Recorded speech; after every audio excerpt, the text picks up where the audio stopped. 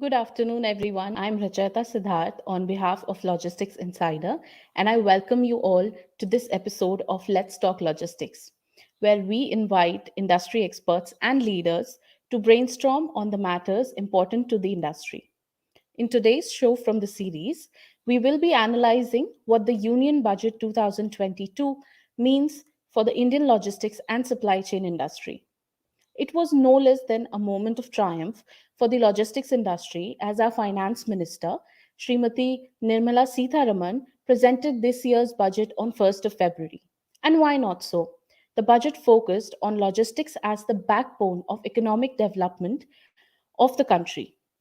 The Prime Minister's Gati Shakti Yojana was hailed to lead the country towards sustainable economic development with support from roads, railways, airports, ports, mass transport, waterways, and logistics infrastructure.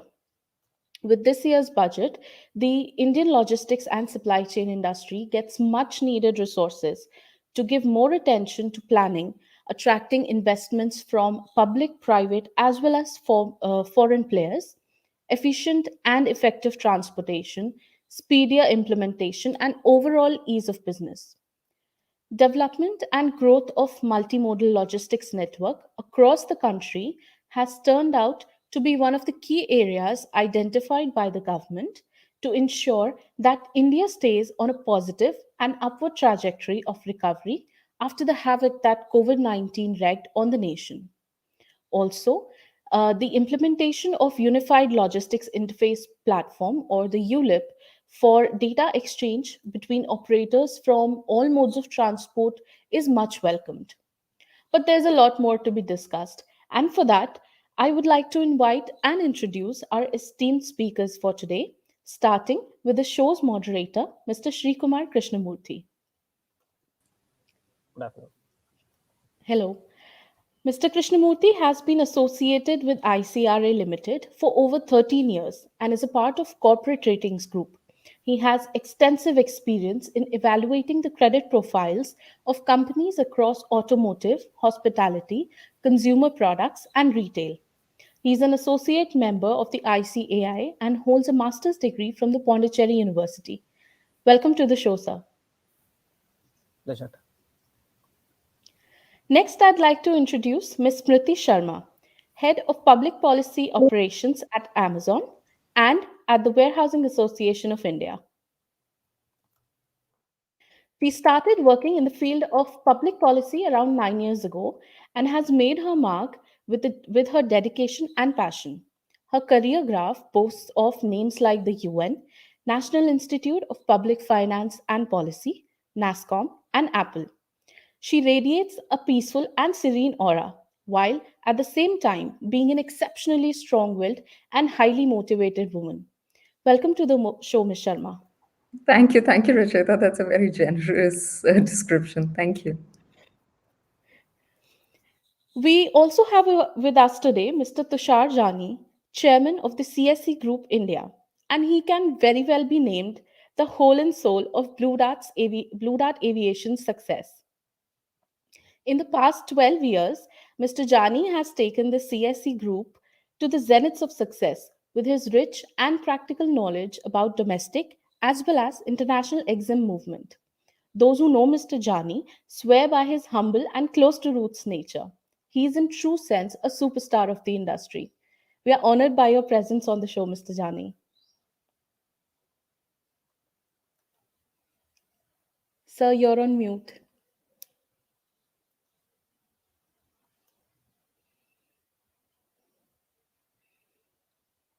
Thank you for your kind introduction. I don't deserve this. It only happens that I belong to a family who is in logistics since 1886. So our children are not born in maternity home, but in warehouse. So that's only what we know, nothing else. So thank you very much, though, and looking forward to it. Yes, sir. Today's event is bejeweled with another gem of the industry, Mr. Rajesh Neelakantha.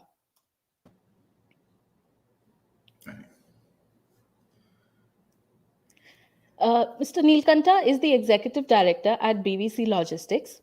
He has had a shining career spanning over 3 decades, gaining immeasurable experience in almost every aspect of logistics and supply chain. Precious cargo handling, warehousing, cold supply chain, and the domain of multimodal transportation. All these are just part of the numerous tricks he has rolled up his sleeves. Those who work with him commend not only his professionalism and expertise, but also the fact that he is an absolute people's person. Welcome to the show, sir. Thank you, Rachita. Thank you very much. Last but not the least, it's a pleasure to introduce Mr. Yashpal Sharma, the Managing Director at Skyways Group. Since more than 2 decades, Mr. Sharma has been successful in achieving and maintaining the position that Skyways Group holds presently. A Harvard student, Mr. Sharma, with his experience, is considered a strong example of impeccable leadership. His contemporaries consider him a true entrepreneur, a role model, and an inspiration for the logistics fraternity. Along with his positive energy, he is also known for his quintessential dressing sense. But the discipline he has towards his work is the true halo above his head. Welcome to the show, Mr. Sharma. Thank you very much. That's a very, very, very generous introduction. I was also born in the warehouse, by the way, Tusharji. Well, it's a privilege to have all of you with us here today, and I'm sure that today's show will be as perspective as it is going to be engaging.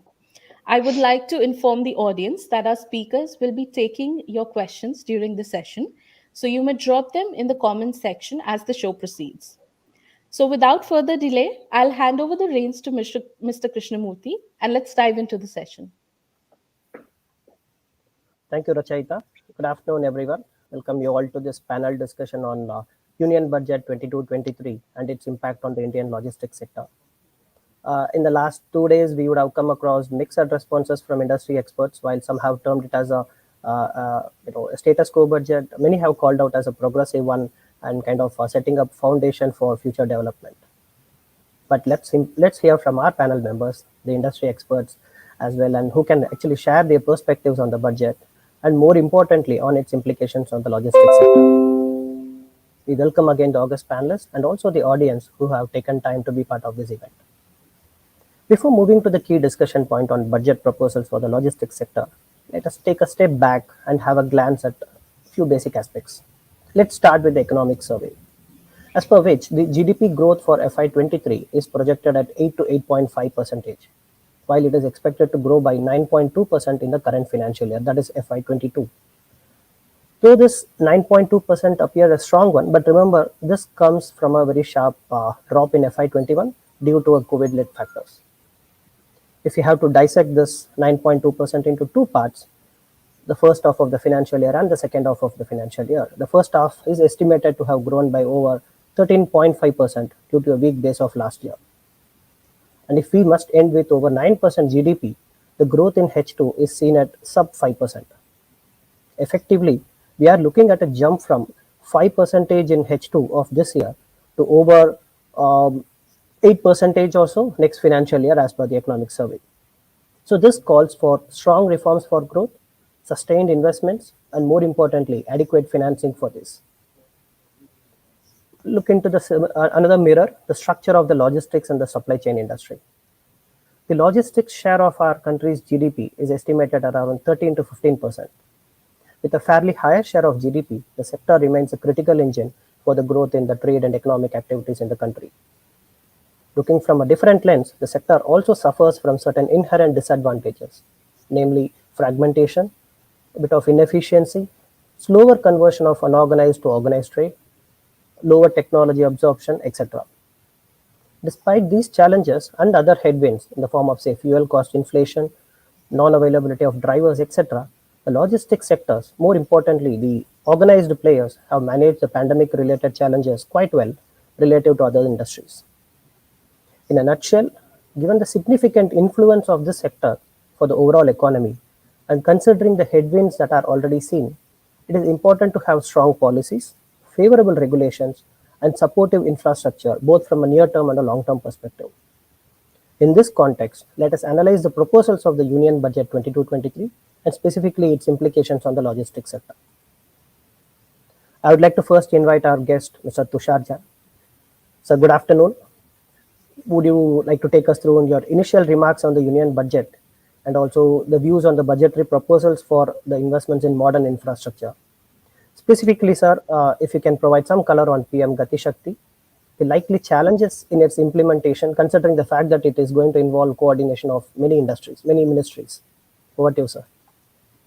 Well, I just take it back into the election of 2014, and first time ever, a national party in their manifesto mentioned about logistic, right? And that party came in the power, and of course, the focus comes, and rest is history. So I won't dwell much. But I'm very happy that finance minister budget speech started with logistic, and the whole focus in logistic. So I'm very happy and congratulating to the Honorable Prime Minister and Honorable Finance Minister to do that. Because till then we were all Mazdoor, and Mazdoor were kept always outside. So we are no more Mazdoor now, and we have seen and recognized who can add value to GDP. So I have a couple of things in terms of the great announcement on infrastructure. Fantastic.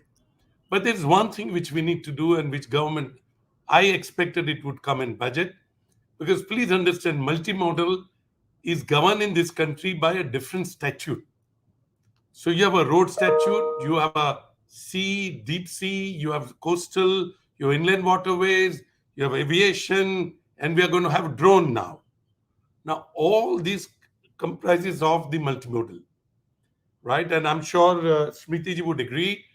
She's facing this problem as an e-commerce, which has to use multimodal for a better efficiency, cost rationalization. And the government, I would have expected simplification of statute from one mode to another mode. Please understand, when you change the statute and make it easy, your infrastructure multiplies. And I give small example every time to people. When we were coming earlier from abroad, we used to fill up that form on immigration. They gave away that form, and the passport is just scanned and you get out. 35% capacity got increased at the airport on the immigration counter. If you make law easy, bring technology as enable, you will multiply your infrastructure. That's one. However, I don't want to take away what has been planned.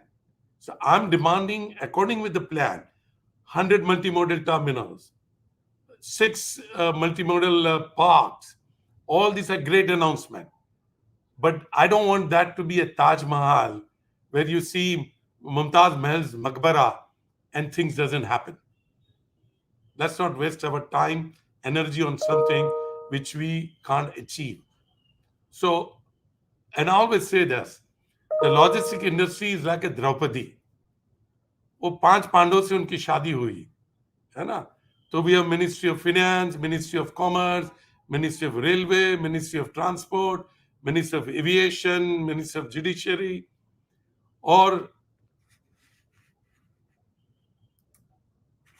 and then we have the. Are you able to listen to me? Because I got some disturbance. Yeah, sure, sir. We can listen to you. Okay. So what happens is, when somebody was doing the Vastraharan, we needed one Krishna, to save that whole episode which was happening. And now we are seeing that episode, that Krishna is coming, maybe Yola, maybe Department of Logistics under Ministry of Commerce. So we need to bring all these under one statute, so-called, and also under the new National Logistic Policy, they have probably declared a logistic board. And I'm happy to say, when Priti ji is here and she's saying she represents Warehousing Association, and warehouse in this country were always called go down. And nobody knew why go down, right? It came from the British terminology, where you have a shop and you have a storage down. So you used to call, okay, go and bring material from go down, right? So that's where we were. And from there, we have gone much ahead. So I think so Gati Shakti is the right direction.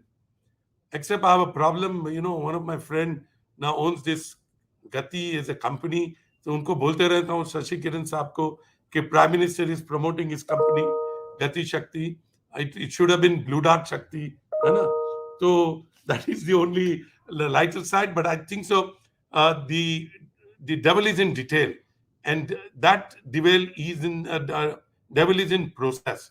How we can bring one process for different mode of transport. So with that, I congratulate government, and we are all ready to take that in our stride.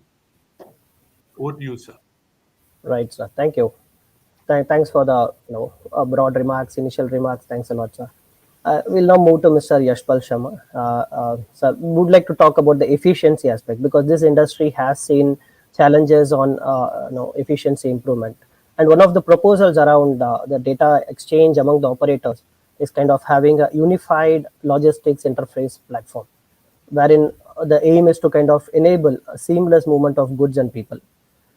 At the same time, we also see this industry has a fairly higher share of unorganized trade. So how easy is it to have and also maintain such a platform? And what percentage of trade do you expect to be covered under this platform, say, over the next 3 to 5 years? Okay, Srikumar, it's a very vast question. Talking about the Unified Logistics Interface Program, the ULIP, so-called, from the Government of India. Like Tusharji mentioned, where does the devil lie? So devil always lies in the execution. And it's a big challenge that I have seen, the implementation, especially on the IT side, with regard to the government. We have the port community system, which has been in place for a little while now.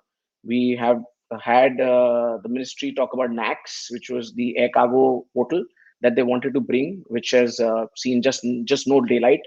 And ULIP plans to be implemented or rolled out by September 22. So I'm not very sure how and where exactly they are with this, because like Tusharji said, amalgamating so many different logistics spheres into one, and then making sure that they work in a unified way where data exchange could happen between government bodies, between state departments or governing bodies, regulatories, and the private players. So getting all that in one platform will be definitely a very, very difficult task. I really hope that the government has done their detailing and they have a plan which is actually going to get implemented when this happens.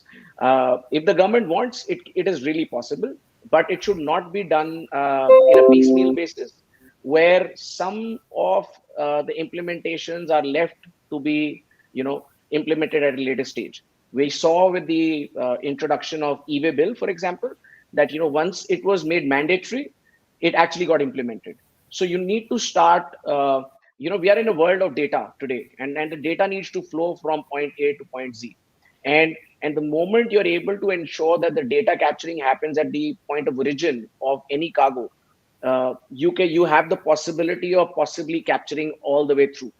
But unless the data capturing happens right at the point of origin, you are possibly not going to have an efficient way of data interchange. The API integration is good. I mean, we all, many private players, government players, we all work on our ERPs, we all work on our solutions. But it's important that our solutions are able to talk to each other and they are able to exchange data. So it's possible. It is possible. The will and the mandatory implementation will be the key. And if it is implemented in 3 to 5 years' time, I see a very strong percentage of people on it. Even though our industry may be disorganized, there's no other sphere of our industry than transport, the road transport industry, which is supposed to be disorganized. But see how successfully they managed to implement the e-way bill there. I'm not saying it's very smooth, but it's pretty well actively executed. So it is possible. Even if we are disorganized, you can go way upwards of 70% implementation in 3 to 5 years' time. Oh, great! That's quite a number, actually. If that is achieved, actually, thank you. Thanks for that, sir. I think I would like to ask Mr. Rajesh Nilakanta, sir, from the 3PL players' point of view. If we have to look at currently, when we look at the overall logistics spend, within the road transportation, 70% of the goods are kind of transported by roads, and the announcement actually comes in wherein there is a proposal to have a multimodal connectivity between, say, something like a mass urban transport and railway stations, and also a proposal towards integration of the postal and the railways network. So from a 3PL player point of view, like, what kind of incremental opportunities do you see, and how quick are we, likely to kind of capitalize on them? Thank you for your question, Sri Kumar. Quite an interesting point that we have reached in the logistics history of our country, as Susharji and Ishpal rightly resonated that finally there is some recognition for our trade. So the tail has started wagging the dog now. And trust me, this is for the good of the country. Coming to the specific question that you talked about of road freight being the majority medium of transportation in the country. Now, this had to be an eventuality with the infrastructure growing at the pace that we are seeing in these last decade or so. And with the focus on PM Gati Shakti and, 100 terminals being proposed over the next couple of years, I think it is a given that India's first mile and last mile road linkages has always been quite robust, reaching out to most of the supply and consumption points. Now, with the line haul being taken off the roads onto the rail network, this poses a tremendous opportunity in terms of reduction of logistics cost. I think that's something that we all need to be worried about. And so, as a percentage to GDP, we are still quite in the double digits, so to say. Though e-way bill and the doing away of the checkposts, etc., has helped to a great extent. But as was proposed a little before the budget, also the involvement of private sector players in the rail industry, though was opened up a decade and a half ago, it was not in the real sense, because dry cargo was something that was not part of the private sector rail operation domain. So consequently, a lot of private enterprises in the rail operations have not been doing well. And I think the recent announcements of allowing private sector also to partake of the dry cargo movement will take a lot of this traffic off the roads. So obviously, the country's carbon quotient is going to see a positive change. So whatever commitments we have made in the COP26 would, at least to some extent, start getting realized, though we still have a good 30 years or 40 years or so. 2070 is the commitment that we have made. So coming back to the road rail interface, I think if ULIP becomes a reality, like Ishpal said, there are many challenges, but then if it becomes a reality, I think we would have one of the best organized logistics network across the globe. Now, postal network, this is a very pet subject of mine, which I have also been working on for a long time. I mean, my father was from the department, so I know the kind of networks they have. Imagine, I mean, there's a Deutsche Post, which is perhaps the world's #1 logistics company today, right? So it all started with a basic postal network, and post offices are the best consolidation points for cargo, both for inbound cargo into the geographical area where the post office is located, and outbound cargo if there is any. So I think that involvement of postal network and the rail network in India has also been fairly deep footed. So I think that's going to be another very successful combination, provided it is implemented in right earnest. And then, of course, technology would be a very big player there. And if private sector is also allowed participation, I think the socio-capitalist model that the current Indian dispensation is resorting to would work wonders for us and take us to the 5 trillion number. Somebody had asked that question, whether logistics will lead. Logistics will be a great enabler of reaching that milestone. Of course, as I said, the tail gets to wag the dog, but then it's a limited wagging that we can do as logistics practitioners. It's the trade and it's the industry in general that can take this country along with the government policy makers. Great. Back to you. Yeah, quite interesting. So let's move on from efficiencies and all the opportunities to now the most buzzword, like digitalization. No better than Ms. Priti Sharma can actually take this question, ma'am. So e-commerce has been one of the key drivers of growth for the logistics sector. The fact that the efficient last mile connectivity has only been made possible because of efficient e-commerce. This budget has also made right noises about digitalization, wherein the paperless end-to-end online e-bill system is kind of aimed at enabling suppliers and also the contractors to submit something like digitally signed bill, and also reduce cost, and also as a consigner, like they can track their status.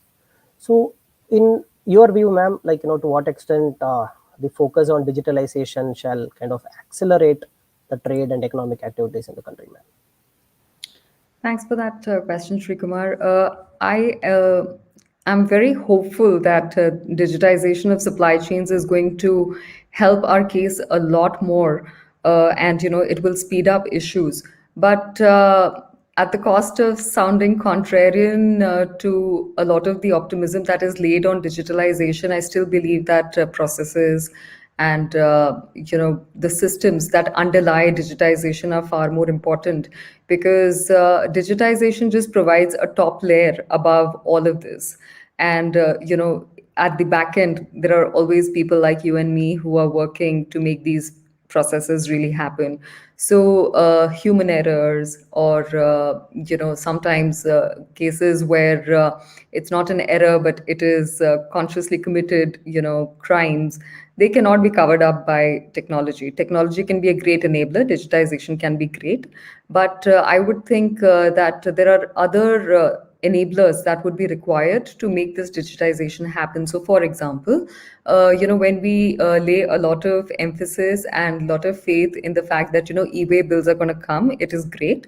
But I think we also need to be mindful of the fact that there are people at the nakas, there are people at these borders, who are not trained to look at e-way bills, and they still continue to, and there is this communication gap between administration and the final person who's seeing through this.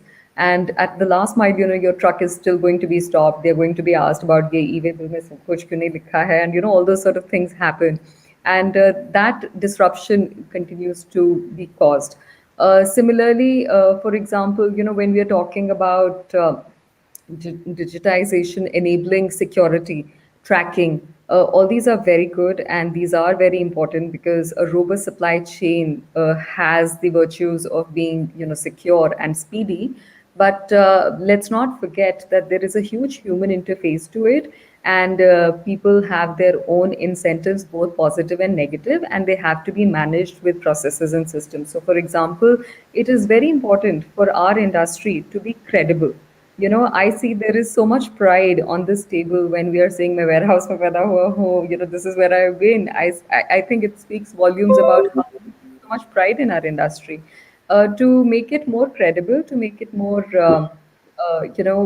worthy of people's trust, it's important that we create a back-end system where there is some sort of an information register about the people who are working in this industry.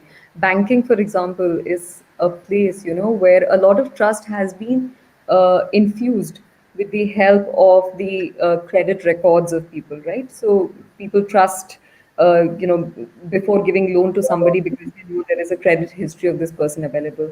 Similarly, I think in the logistics space also, people who are working in this space need to have some sort of a record of what the have been. And I think that formalization of the human resource is going to be very, very helpful. I think that is another level of digitization that needs to take place before we just start reveling in the fact that there's going to be ULIP, Unified Logistics Interface Platform. I take a lot of, I get very excited by the ULIP, but I also remain a bit cynical, unless the other little things are resolved first. Great, ma'am. Thank you. Thank you for that detailed summary on digitalization. I will now move on to again Tushar sir. So talking about the capex spend, that has been budgeted for the upcoming year. The increase or the hike for the capex spend has been quite substantial. This also includes, right, like you rightly mentioned, substantial numerous plans, like for instance, formulation of the master plan for expressways, new cargo terminals, 25,000 kilometer national highways, which is significantly higher than the last financial year in terms of road. New multimodal logistics parks, high-speed trains, etc. But we are also staring at a scenario wherein some of the existing projects as such are kind of facing issues like behind the schedule completion or delayed payment clearance. So, in terms of the capex spend that the budgetary proposal has, uh, how realistic do you think it could be achieved? More so from the fact that we have structural challenges in the past. Well, I know the two projects, dedicated freight corridor, and when they were declared, I had a lot of hope, to be very frank. And I thought it will give a cluster development on a way, and it will address the socio-economic problem. So, like if you move from Mumbai, we declare Vapi as chemical, Surat as textile, and on a way, different this cluster which will come and will help industrialization and sort of Atmanirbhar. Somewhere, I think it is gone further, and of course, you missed a target. But in our country, anything related to infrastructure, and when you have to acquire a land to that infrastructure, is always a challenge. And land in this country is held as something closer. तो हिंदी में तो कहावत है, जमीन जोरू और जवेरात, ये तीन हमेशा तकलीफ लाती है घर में. That brings trouble. That's old say. Sorry, Preeti, don't attack me. But I'm I thought you had me coming your way in a bit. no, no. So my point I'm bringing to Jameen. Don't worry. I'm surrounded by women at my home and at my office. So I would never take. My elder daughter would kill me for making this on national district. But I'm bringing focus on Jameen. Jameen looks, we are not that nationalistic to leave because the land belong to me is very emotional value. मेरे दादा का है, मेरे परदादा का है. And you will always find resistance giving land for development. And now lately, I think government has devised a nice formula for compensation. So that's also working well. So of course it will delay. It won't happen in time. Uh, Airports we have seen, uh, two classic new airports we are building in this country. One is Noida and one is Navi Mumbai. The time government spent on acquiring that land at Navi Mumbai, and they've done much faster in Noida. So I think things will change. We will pick up pace, and I think it's required. We will achieve that. My only worry is this investment has to be a mindful. One has to apply where and how. Because please understand, logistics go at two places, either at manufacturing or at consumption. And instead of being emotional, political, popular movement, let's go very logically. Many years before, people said Nagpur, and being zero, and everybody should be there.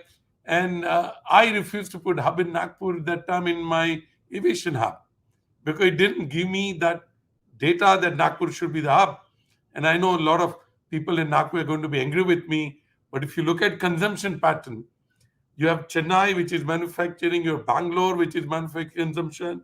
You come into Pune, which is again semi consumption, come into Mumbai consumption. Then look at, Surat, Ahmedabad, Delhi, and I'm sure Smriti must have done in their company what I'm talking. The pattern shows in a crescent route from Chennai to Bangalore to Pune to Mumbai to Baroda, Surat, Baroda, Ahmedabad, Jaipur, Delhi, and go all the way to Calcutta. Now, if you look at it, the hub of this is in Kalyan, is in Bhimandi. And and I'm sure Rajesh ji is smiling, but there was a data at 40% countries road cargo was hub in Bhimandi, right? That's why you see all these warehouses. Of course, I'm sure Sin must have changed it now, but we need to look at it where we need to invest this infrastructure, right? So let's not go where we don't have to go. Let's go where we're going. So that is, and I hope government take private, people like Smriti's organization, and there are more, to take that data because they have a consumption data, where it is going. And coming back, I would like more investment going in three tire and four tire, maybe four tire and five tire. And Rajesh, you mentioned about post office, and that is going to bring a revolution, right? So we need infrastructure in four tire five, a socio-economic infrastructure related, enabling logistic to come up. You need pack houses. Take agri, right? How do we bring that agri into the front? And I'm sure, Amazon type of platform would be happy to put that agri to reach to the last mile, right? And we have seen power in last mile during COVID. So if we connect those, so those infrastructure has to come. I think this is just a beginning. 100 multimodal terminal is nothing in this country, if you ask me. 6 logistic park is nothing. You will need at least 10,000 logistic terminal. You need hundreds of logistic park, and the logistic park has to have a proper design where there'll be warehouses, where there'll be truck repairing, where the drivers are most neglected today in this country. I mean, I can show pictures if you don't have time, but the poor guy putting a jhola below the truck, he sleeps in that jhola, has little stove, गांव से जाके वो लेके आता है, खाना पकाता है, right? And he's your backbone. 1.5 million truck operators having average 4 trucks are your backbone. Nothing has been done. I hope these logistic parks and these terminals will take care of that socioeconomic. You need a clinic there. You need an education program there. You need a place for them live. I remember when we started in Blue Dart truck with the air conditioned cabin. And when I went to the DCM Toyota, he thought I was crazy. And I said, I want a sleeping room behind the cabin, right? And that changed. That bring efficiency. And today, I'm sure all of us are doing it. It's nothing new. Well, we did it in 1990, and people were thought we were stupid. So the point, what I'm trying to say, we have to keep these infrastructure that also in mind. So when we take it, Gati Shakti should be really Gati Shakti in all aspects because this industry lives on people. However, technology you may bring it, whatever Amazon will bring best of the technology, but Mr. Jeff has to deliver that package to your hand by hand. And you will still need that delivery boy or Right. girl. We have a lady today who delivers. So boy and girls I'm using. And so that has to be enabled. How we are going to bring those infrastructure? Are we going to give them e-vehicle? Are we going to give them e-scooter? Are we going to give them and build those infrastructure along with in the system? So this is just the beginning. This is not enough. And I'm telling you, every financial budget for next 15 years in this country has to open with chapter on logistics. Then we will achieve. We touched bit of Rajesh told about the cost part, double digit cost. Yeah. It is not logistic cost. It is the inefficiency cost, right? It is not me who is contributing because Smriti ji would agree and she can take a data. Indian trucking cost is the lowest in the world.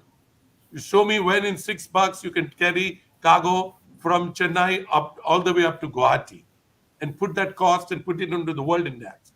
So all this has to be enabling. Infrastructure has to bring that system so it become more efficient and your logistic cost because every time government says 14% cost and we look at this villain when we sit in that room. And I always say we don't bring the cost. Air cargo today in domestic prior to COVID in India was the lowest air cargo freight rate in the world, right? So that's how you could see e-commerce growing in this country. And e-commerce is the only way where you will propel the economy in this country, your consumption, your people, your socio-economy. I mean, I can go on, and I'm sure Smriti would be happy to see that this guy is talking what language Amazon should be talking. I'm looking 200,000 villages. This country has 679,000 villages. I want 200,000 villages of India above population of 10,000 and those kids delivering Amazon parcel there in those city and enabling them. And if you're looking 10 boys per city, you're talking 20 million, 30 million these kids earning out of the delivery along with their schooling, along with the college and build the infrastructure there in those centers. That's where the real power would be. So this is just a beginning. And I would rather be very watchful two-way. I would go and fight with government to spend money in a right way, in a right place, for a right demand. Number one. Number two, I would need every budget at least 250,000 crore. Our budget should be more than the defense. Then you bring a real social change in the country. So I am concerned vis-a-vis the time delay is concerned. I'm concerned vis-a-vis how the money is spent. I'm concerned the process is to multiply. This, as I said, it shouldn't become Mumtaz Mahal's kabar and we build Taj Mahal, right? Let's build very productive infrastructure. And I'm sure we will. Technology will be enabler. And I'm sure, uh, the first uh, rocket for Mars carrying logistic cargo should go from India, right? Okay, Nice. that should be the vision. And that should be our drawn in many more. So over to you. Nice, sir. We talked about the capex and also the structural challenges, but one bottleneck that we have seen for this industry in terms of the capex spend is the non-availability of adequate infra funding. Maybe I can request Mr. Yashpal sir to kind of answer this. To support this capex spend, the government has actually indicated that innovative funding, innovative financing. There is also a reference of focus on national infrastructure and investment fund, sovereign green bonds, etc. From an industry standpoint, if you have to look at the expectations on these financing terms, what could it be? Maybe a longer maturity or a lower cost of funds. Apart from that, would you have any other expectations, sir? Right. So I'll just go back a little bit into what Tusharji spoke about, just now about how and where exactly is the logistics spend supposed to be. So when if the government does not engage with the industry and takes good practices from around the world, how infrastructure was created by them in the right places, we will make errors like what he mentioned about Nagpur being hyped as the logistics hub of the country. So it's very important that we firstly choose the right locations and the right investment areas before. So it's not the amount or the quantum which is very important. Of course, amount is important, but it is where that money gets invested eventually from the budget, which is the key. Now, for me, the role of a public sector and private sector has to go hand in hand in terms of how the investment actually comes into being. Now, you have to look at the near term, the mid term, and the long term perspective in terms of what is the requirement of the country's logistics infrastructure. The long term is where the government needs to be, because we know the challenges like Tusharji mentioned about DMIC or the DFC corridors, that the implementation is slower. We do miss lots and lots of deadlines that are set up. So what is it that we need to do? The near term and the mid term projects, the near term should be absolutely privately done. I feel it's very critical that where the areas of production or consumption are there, and logistics infrastructure is possibly in deficit, you need the private sector to go and play a role there, and because they will possibly implement things faster than what we will see. In the midterm, you could have a public private partnership, and in the long term is the government, because the private sector would possibly hesitate to go in there because it's a real long term. The gestation period of that project would possibly be higher. Now, how can you boost private sector to possibly take over projects that are long term or mid term also? And like what you rightly said, what is it that the private sector would look at? I'm going to talk more on the private sector than the public sector on the funding side. That Sure, sir. there are obviously only two aspects that we want to look at in terms of when we seek financing from or NIF body or any sovereign bonds or anybody else. The one is the tenure of the period of the loan that we take, and secondly is the cost of funds. So if your cost of funds are very high, which in India are, are, I mean, if you want to go and look at getting funds overseas, you could get funds from 2 to 4%, 2 to 5%. And in India, you're talking about 6 to 10%, sometimes 12% if you go to the NBFCs, etc. So the cost of funding is extremely important. When you're talking about an industry which is very, very hell bent on cost optimization, like logistics is, you need to ensure that the cost inputs are absolutely taken well care of right at the beginning.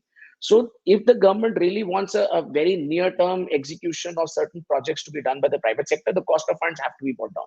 So they can do it in whichever possible ways that they can subsidize, or they could help the private sector to get those funds at a lower cost. And secondly, the tenures of these funding should need to be at least 20 to 30 years. Logistics is most of the logistics is a very capex heavy industry. You need to set up, and you will not be able to substantiate your revenues with the cost spends in say 5 to 10 years time. You need 20 to 30 year tenure of those loans to come in, so that the projects become more viable. And one of the things more that I would like to say is the moratorium. There needs to be these moratoriums available for the private players to explore, so that the initial cost of paying back of the loans is not very high till the ticking point of the revenue comes in. So this is what I feel is something which is important from the finance perspective. Great, sir. Thank you. Thanks for that. And I think we should move on to Mr. Rajesh, sir. This is on the cost competitiveness. Sir, you spoke about the cost to GDP ratio being high in India compared to developed nations.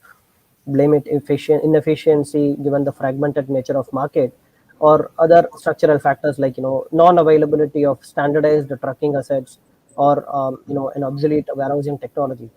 From the budget point of view, do you think that has the budget addressed on this cost reduction? Because there were a couple of proposals towards, say, something like customs administrations of SEZs, and also the functioning of customs national portal, which is kind of aimed at promoting ease of doing business and also resulting in lower transaction cost for exporters, specifically for your industries when you are exporting jewelry products. Like, to what extent do you think that this budget has addressed your requirements? Okay. Thanks again, Shikumar, for the question. One is, as I mentioned earlier, about the cost of logistics being pretty high in double digits. And it has, in a great sense, been addressed in this budget with emphasis on the PM Gati Shakti project. So the shift from road to rail freight, even from 70% road, if it comes down to about 50%, there's a fair amount of reduction in cost that one can see. And with this shift, I also expect a lot of efficiencies to gain currency. So with this gaining of efficiency and then dropping off the operating costs could contribute greatly to the cost of logistics being fairly lesser than what it is. As I said, logistics is the tail of business, so there's a lot more that needs to be done at the industry level, the user level, and at the regulatory level. One is, of course, the e-way bill concept that came in, or the post GST. GST has actually been a real game changer for our country's economy. I'm sure most of us will agree with this. But then the speed of implementation, as my co-panelists have been stressing on, is the crux of the matter. The proof is in the pudding, is in eating of the pudding. So one needs to really experience that enhanced implementation or execution speed for it to take effect in terms of reduction in logistics costs. Then there's also the commitment made towards reducing our carbon footprint. The green policies that have come in place will also have to play a big role in kind of removing obsolescence of a lot of resources that we still find on the roads. Of course, a fair policy on that is expected. I think Mr. Nitin Gadkari has proposed, fairly interesting and economically viable options to do away with, for instance, older vehicles, be it commercial vehicles or be it private vehicles.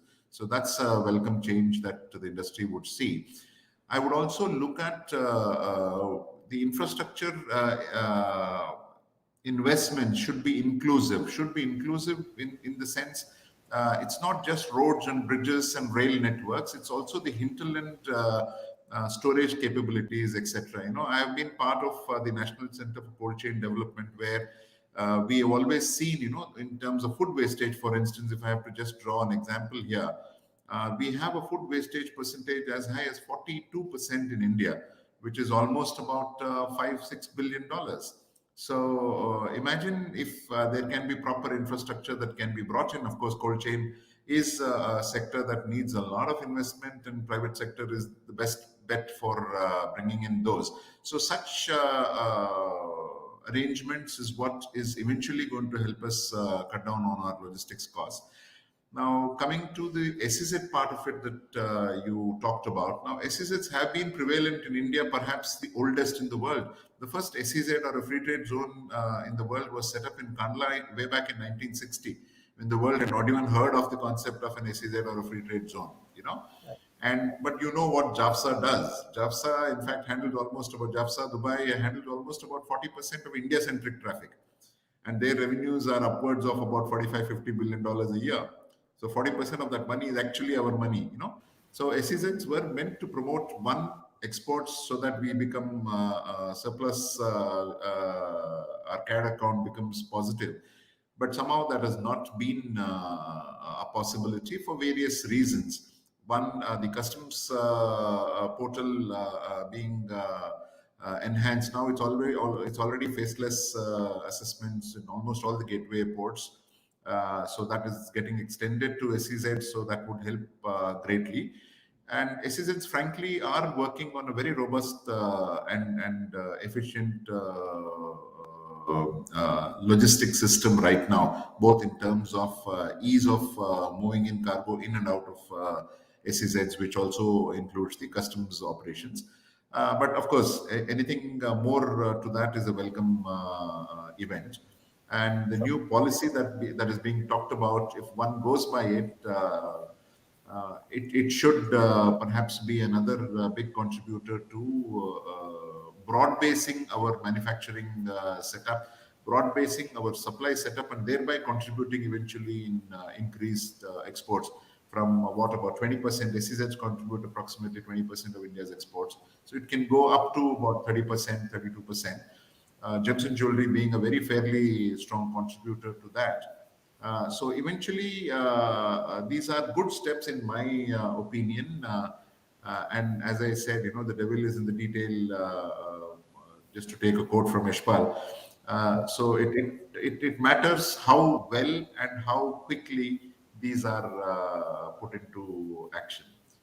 Right, sir. So I guess eventually we are going to see and as Tushar Bhai rightly said, for the next 10-15 years, we should have logistics as the main focus of our annual budgets. Right. Thank you. Thank you, sir. I think we can move now on to the warehousing part of the logistics business.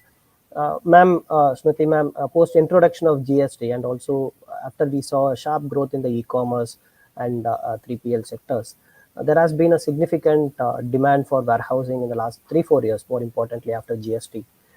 But like other segments, this segment also suffers from challenges like, say, fragmentation and unorganized trade.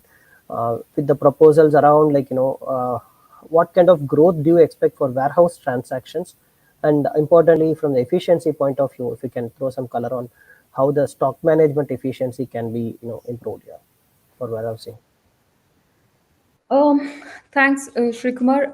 I think what I'm going to talk about really here is futuristic warehousing. I'm not a tax expert, but what I do understand is that, there are so many changes happening in the space of warehousing and logistics, and all positive and very progressive, that I do believe that it's going to be a game changer in many ways.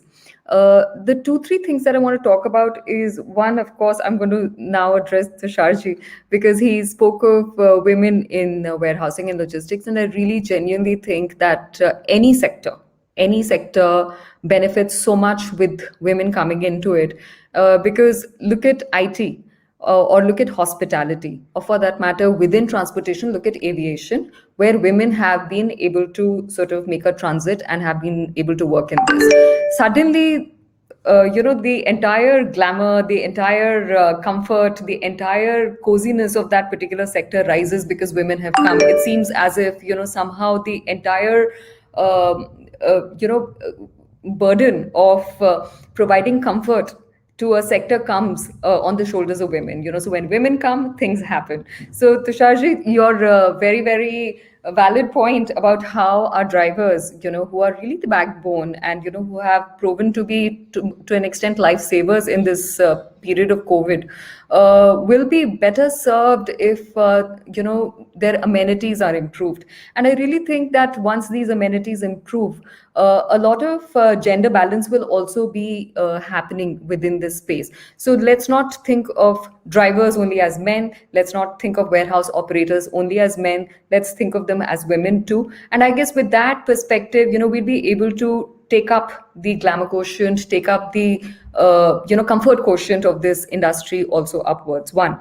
Number two, I'm going to talk about the fact that this particular sector of logistics and warehousing was very manual to a you know to a till a certain time back, and now a lot of digitization has happened there, the one that you were talking about also and emphasizing on.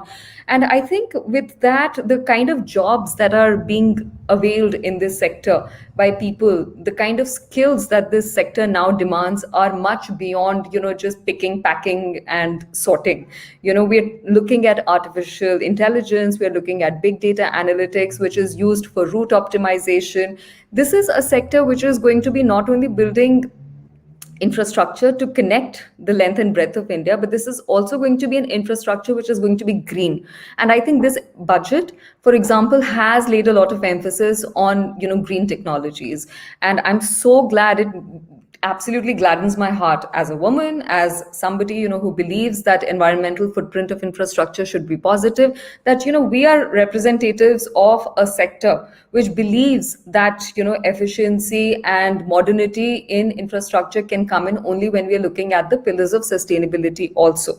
And a lot of the stuff is going to be happening on cloud, and a lot of the stuff is going to be happening in the space of data crunching. So I believe that this is what futuristic warehousing is going to look like. Let's not think of godams as little shops below the main shop. Now let's start thinking of actually making in Marine Drive they say wo motiyon ki mala jaisa dikhta hai, the little thing. I think that is the kind of thing we have to make all over the country with our warehouses also. We need mini logistic hubs more than major logistic hubs, and we need people who are going to be working in these units and providing services. So I think when we're looking for futuristic warehousing, let's not just think of hard infrastructure, let's also think of the soft infrastructure that is required. Let's also think of policies that are going to be enablers to make this happen. We really require the government to be mindful of the fact that logistics and warehousing needs to be recognized as an industry where loans are going to be extended at a cheaper rate, where power is going to be made available at a cheaper rate, where land records have to be digitized. Therefore, they can be quickly acquired, like Tusharji had initially pointed out, that picking up land and, making warehouses is not so easy. Unless setting up of warehouses and operating warehouses becomes easy, it's not going to happen. And I think when this country is specifically looking at ease of doing business, and it is such a welcome effort by the center, where it's saying we are going to be ranking states on the basis of how they rank on ease of doing business. I just hope that our sector benefits also in that sense, and each of our representatives will have to go to the government and say that for our particular sector, these are the permissions, these are the licenses that need to be cut down, reduce the time in setting up, and let's just get moving with the game. So I'm not too sure if I answered your question, but this was something which I couldn't let go of. I really had to speak about it, so I just took this opportunity and put in my opinion there. Sure, ma'am. We are close to the end, but I would like to take just 1 minute of each of the panel members on quick topics as well, in the interest of time. Would this be okay, sir? From a timing point of view, can we extend by 5 minutes? Thanks a lot. So maybe we can start with Yashpal Sharma, sir. Sir, ma'am spoke about green technologies. Electric vehicles is the buzzword now, and there are discussions, the proposals on battery swapping. Would like to understand to what extent EVs have actually played a role in logistics sector till now, and do you think it will be a game changer for the sector going forward quickly? So EVs are, I don't think it's done too much in the logistics industry as of now, but the opportunity is huge. obviously. And like I spoke on the last point that I talked about, that our industry is always constrained on costs. And we're always looking at how we could possibly reduce costs in our business so that the end customer could also have a reduction in their costs of logistics. And the second major point that the whole world is today talking about, which is climate change, the carbon, we need to decarbonize the world. So switching over to EVs will be extremely essential, whether it is for transportation of people or goods. Now, I was reading about this company in the States. They did a small study. It's called Enterprise Fleet Incorporation. It's good to do a little bit of a case study discussion to see what are the opportunities. And they manage about 600,000 different kinds of vehicles for moving people as well as goods. And so the company that did this case study for them to see what happens on the advent of introduction of EVs in their fleet. And they saw that in the very near future, that the current available kind of trucks or the smaller vehicles which are available on the EVs, on the electric platform, if they would be able to move about 13% of the total fleet to EVs. And if they do that, they are able to bring in a cost saving of $33 million over a period of 4 years. They will also be able to save 194,000 tons of greenhouse emissions.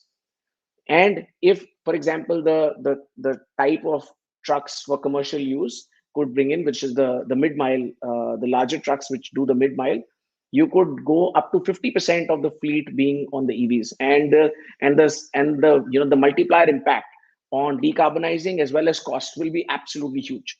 So there is a definite huge potential for EVs to be introduced in our space. The government needs to set in policies. They need to come out with a lot of subsidies to ensure that the cost of vehicles are similar to the ECEs currently, and also bring in other motivational incentives like toll reductions and or toll eliminations for EVs, etc., so that the EV implementation is faster.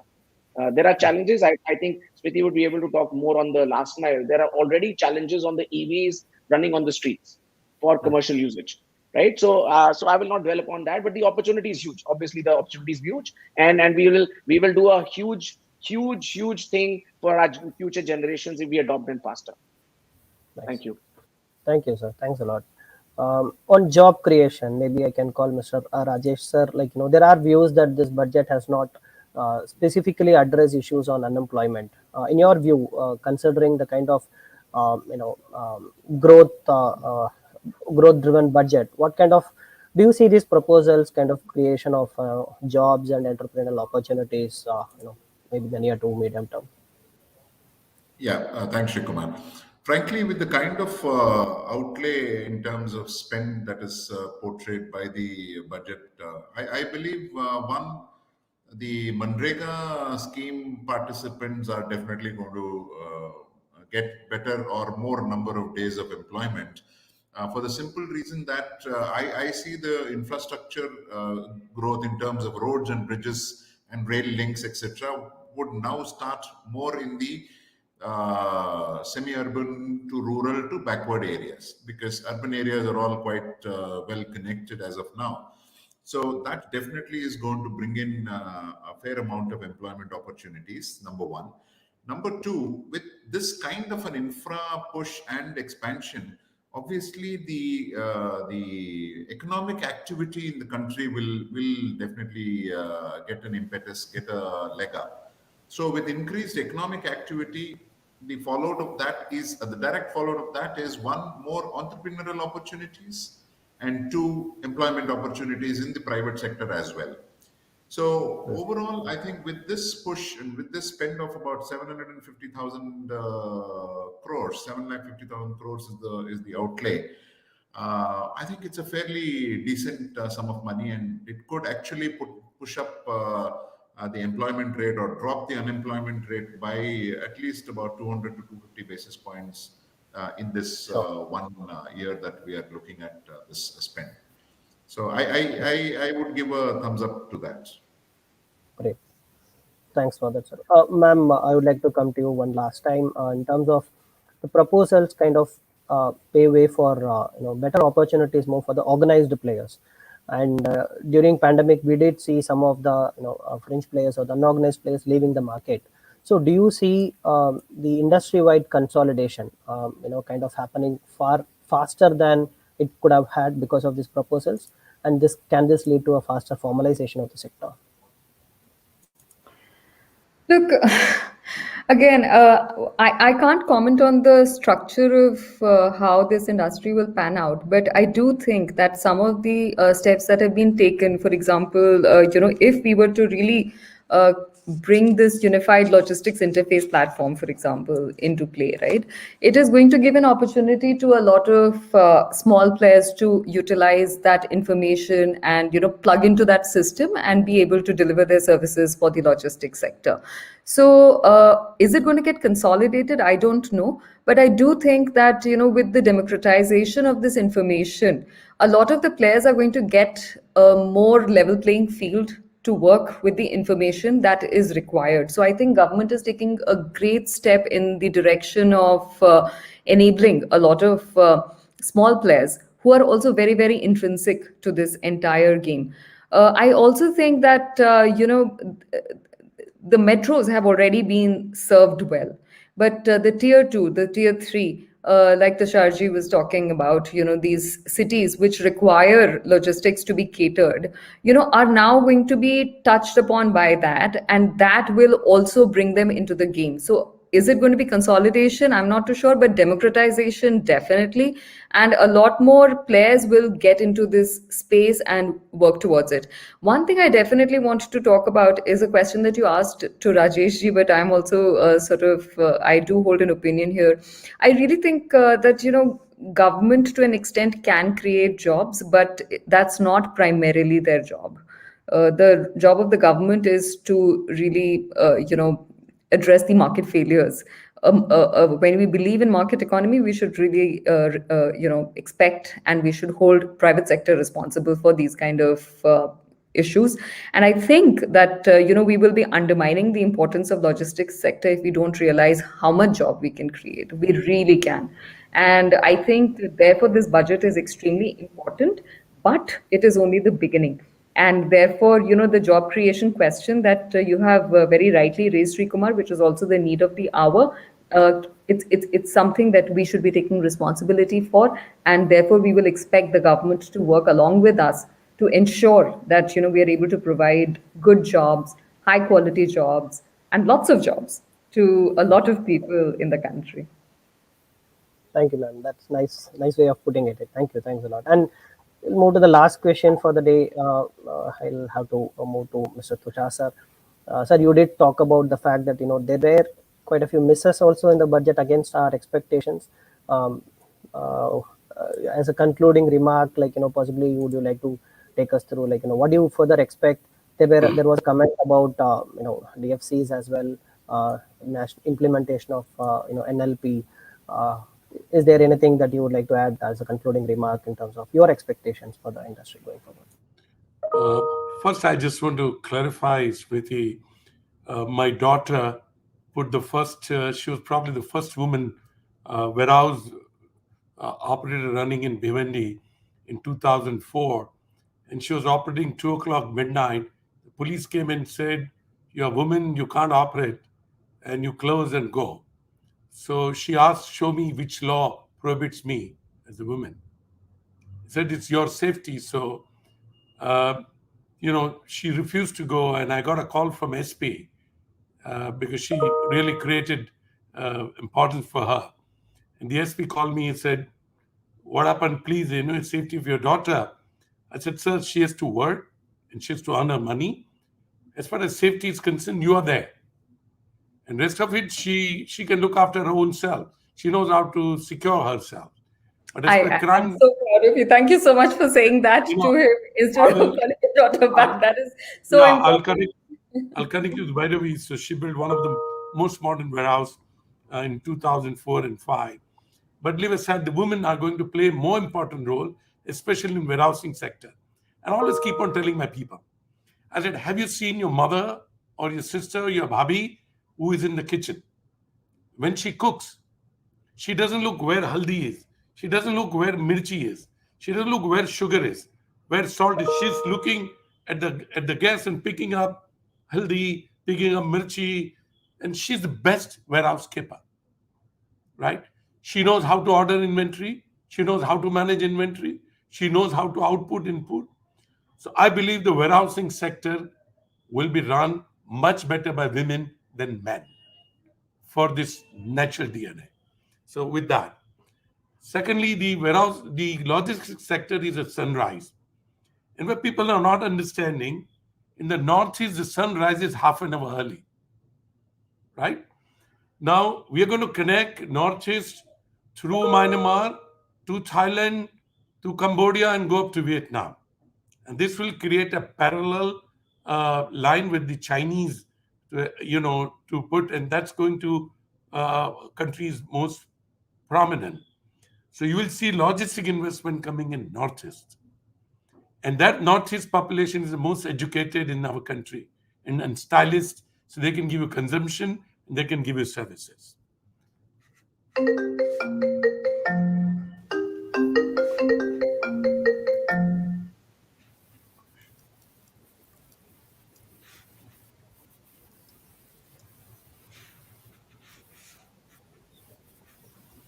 Hello, can you hear me? Yes. Yeah, we can hear you, sir. Okay, so it is a sunrise industry because it's going to start now Northeast, and you will see where the how the world is going to look at us when it comes to there.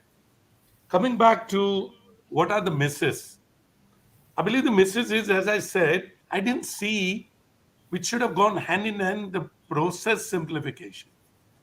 Because I understand every ministry has their own domain. And they've got own sultanate. So they will not let it go. So somewhere in top, and I hope ULIP can do that.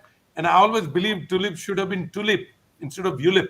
So if you do tulip, then you'll bring really color into the logistic. So that's where I would say.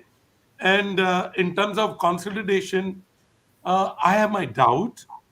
1.5 million truck operator having 4 truck. What constellation we can do, right? And that's the challenge you have in constellation, and they will always be there. As you go in the villages, you will see more and more opportunity. I believe the logistics sector would be the biggest startup activity in this country. Biggest in my mind.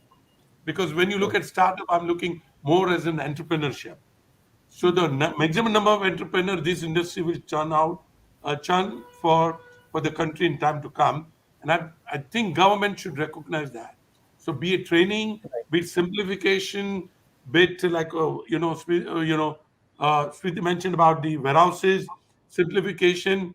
One to one built warehouse, you still need 52 different permissions, right? We should reduce down to playing it, and to look at it involve private sector, because I don't think the government has that domain knowledge in terms of handling liability, handling region, handling technology, handling human development.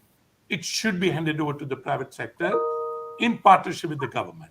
That would be my last. And I'm so happy. I wish I was younger, 25 years. I would have made more money. It took me almost like 30 or 40 years for Blue Dart to reach to $1 billion plus valuation.